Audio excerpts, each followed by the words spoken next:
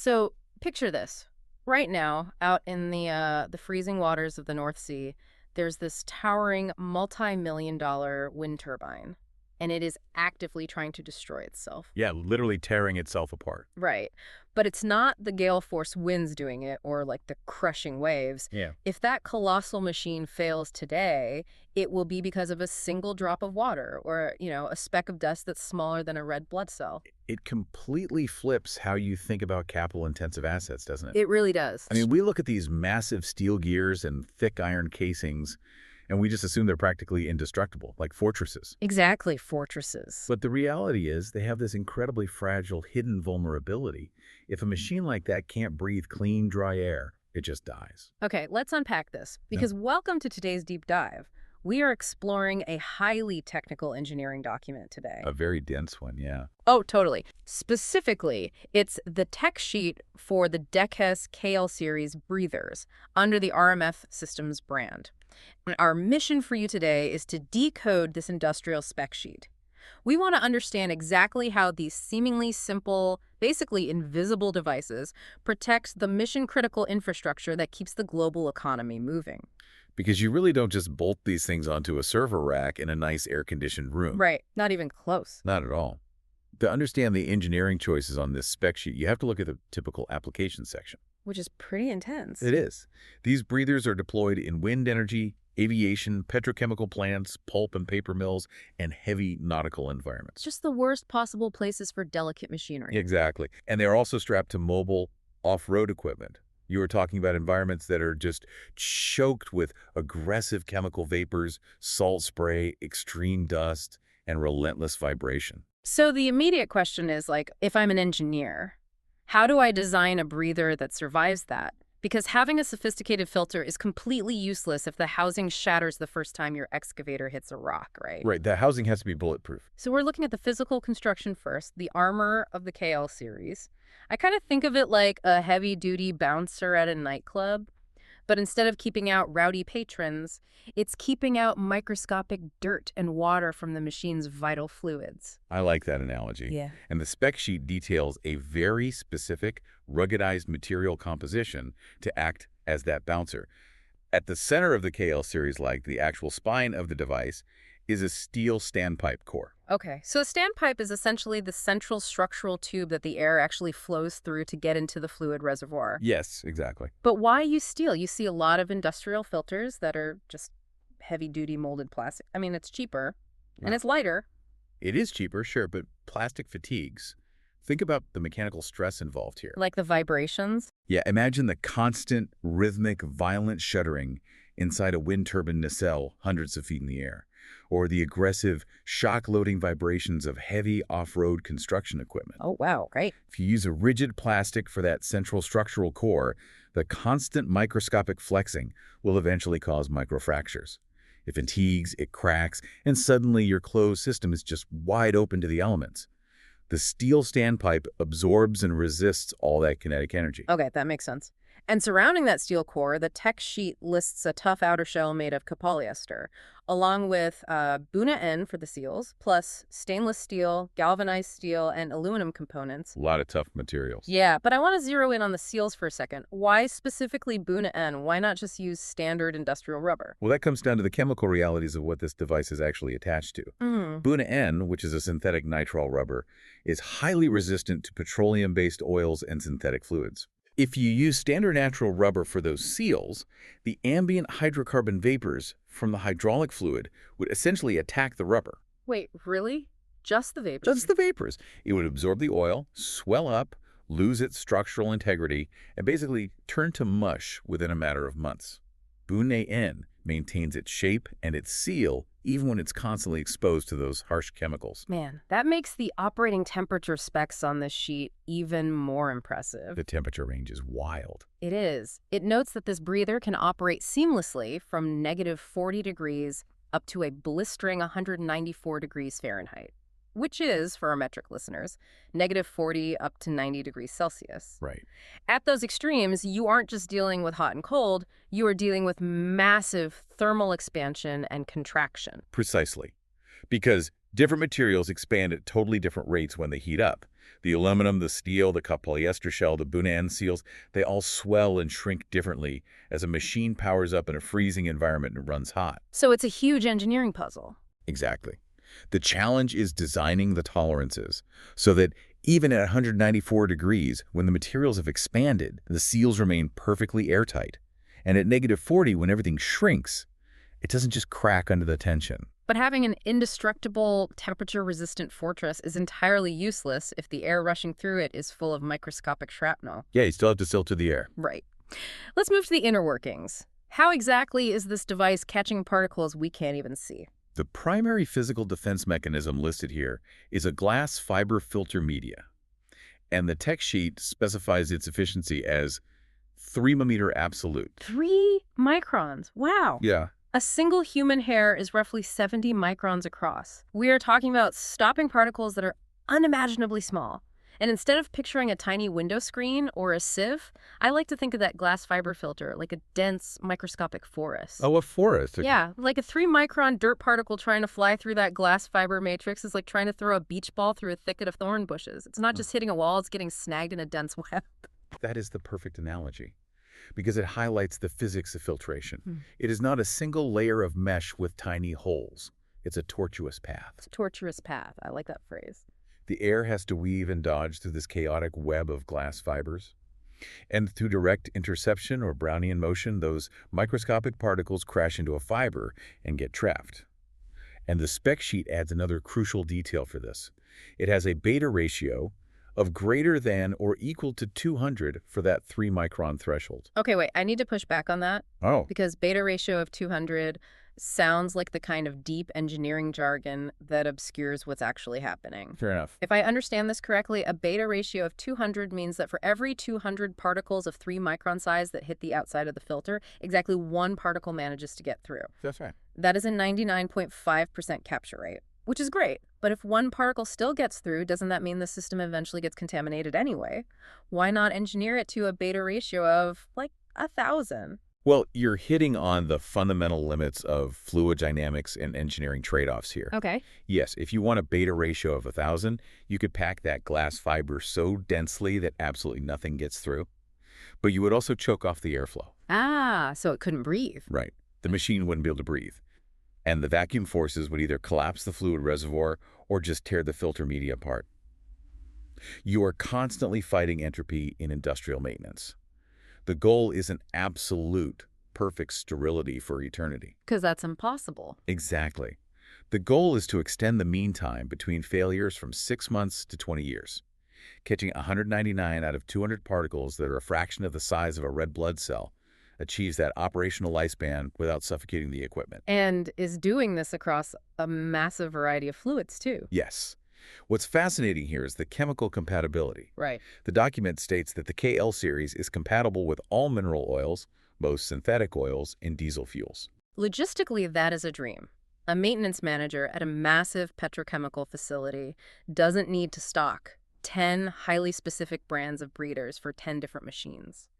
This one unit can handle the off-road diesel equipment just as easily as the synthetic gear oil in a stationary pump. Exactly. It drastically reduces inventory complexity, which honestly is a massive hidden cost in industrial operations. But keeping the microscopic dirt out is really only half the battle, because the real enemy, like the true silent killer in a lot of these environments, is moisture, humidity. Humidity destroys systems. And this brings us to what the spec sheet calls the hydrophilic media, the ZR gel. Hydrophilic literally meaning water-loving. Yes, and the source material provides these great technical visuals. The breather has this clear polyester body, and inside it is packed full of these small, hard beads. The ZR gel beads. Right, but how exactly are hard beads pulling water out of the air? It's a process called adsorption. That's with a D, not absorption with a B. Adsorption. Okay, what's the difference? When you use a sponge to clean up a spill, the sponge absorbs the water. The water becomes part of the volume of the sponge.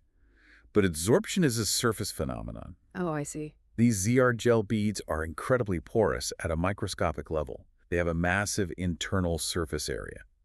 So as the humid ambient air passes over and through the bed of beads, the water vapor molecules literally adhere to the microscopic surfaces of the pores. So it's actively stripping the moisture vapor out of the air as it passes through.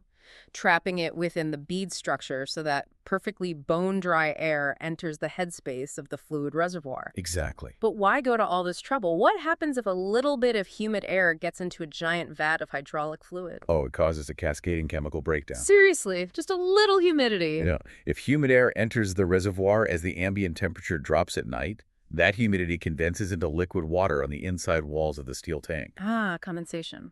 Right, and that water drips straight into the oil. From there, you get hydrolysis. The water reacts with the chemical additives in the oil, destroying its lubricity. The water causes the internal steel components to rust, and that rust flakes off into the fluid as particulate contamination. Oh man, what a nightmare. Suddenly, your oil is a highly abrasive, acidic sludge that is actively eating the microscopic clearances of your hydraulic punks. The kiss of death. Which is why the engineering challenge of scale is so critical here. Since no two industrial machines are exactly the same size or have the same breathing requirements, this system has to scale. It does. Let's look at the sizing options on the spec sheet and a really fascinating engineering dilemma the user has to navigate. The source outlines 3 distinct sizes in this lineup, the KL93, the KL96, and the massive KL121.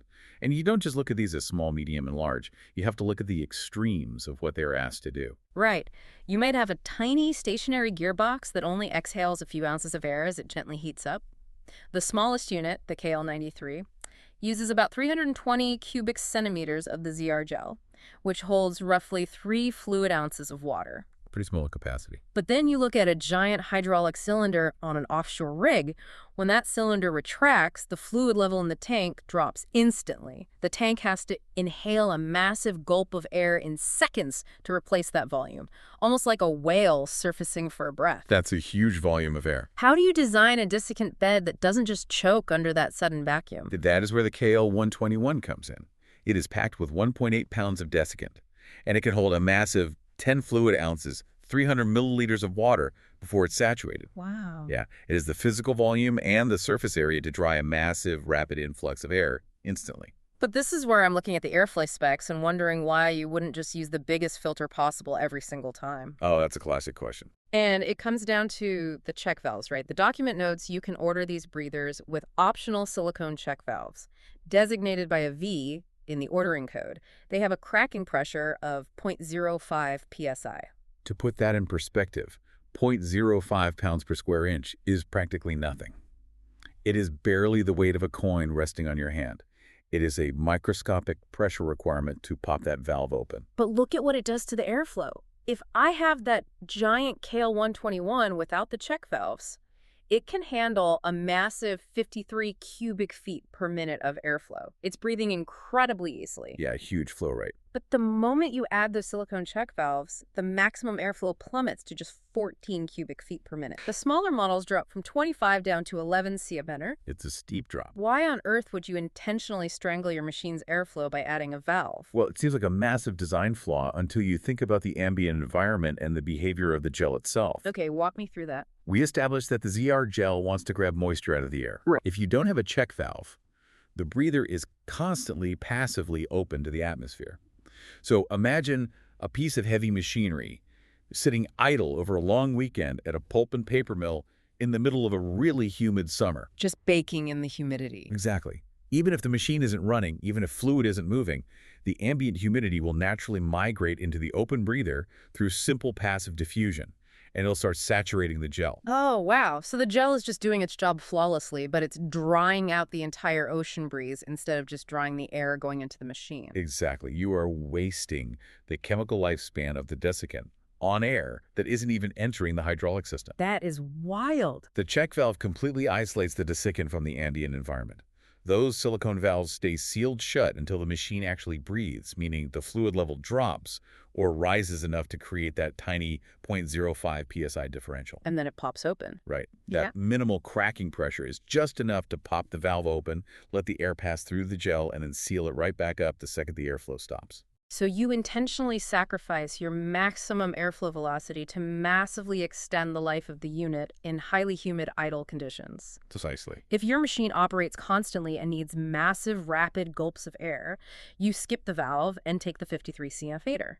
If it operates intermittently in a swamp, you absolutely want the valve to protect the gel. That is a brilliant, calculated trade-off. It forces the engineer to actually understand the duty cycle of their specific machine. And speaking of the lifespan of the gel, I want to talk about what I think is the most profound design choice in this entire document. The color change. Yes, the ZR gel doesn't just trap water. The document notes that its color changes from red to yellow as it absorbs moisture. It functions as a visual progress bar. It elevates the breather from a simple filter to a real diagnostic tool. It really does, because when you think about it, the red to yellow color change isn't just about moisture. It is a profound shift in maintenance philosophy. How so? Well, it transforms industrial maintenance from scheduled guessing, where a guy replaces a filter every 6 months, whether it needs it or not, to condition-based monitoring. Oh, absolutely. It allows the machine to literally tell the human exactly what it needs, exactly when it needs it. You don't need a laptop or a diagnostic cable. A maintenance worker just glances at the clear casing, sees yellow, and knows the breather is literally yelling for help. And this leads right into the serviceability of the unit.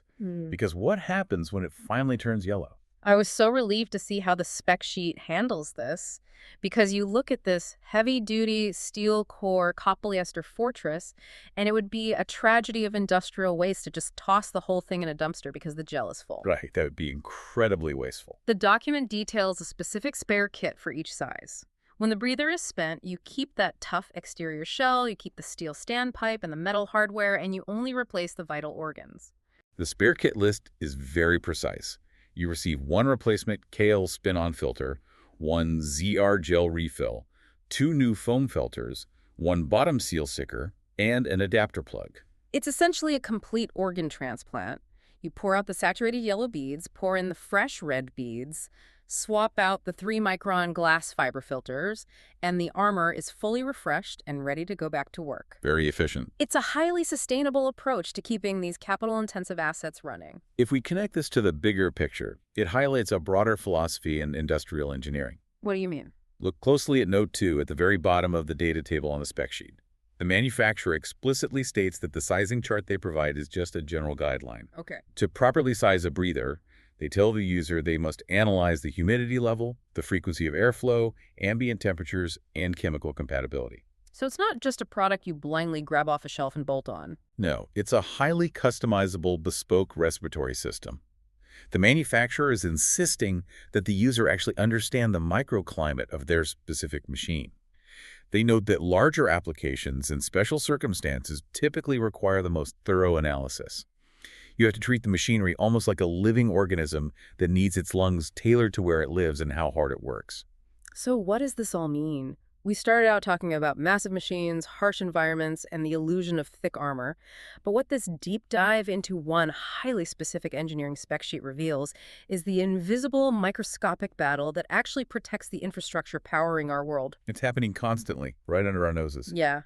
The true resilience of an offshore oil rig or a colossal wind turbine doesn't just come from the thickness of its steel casing.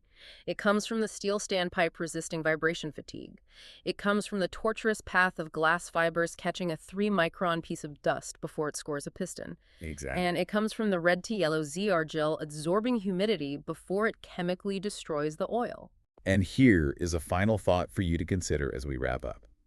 The next time you see a massive wind turbine spinning gracefully in the distance, or you drive past a heavy off-road machine tearing up earth at a construction site, don't just look at the massive moving part. Right, look closer. Think about the tiny, invisible lungs attached to the fluid reservoirs.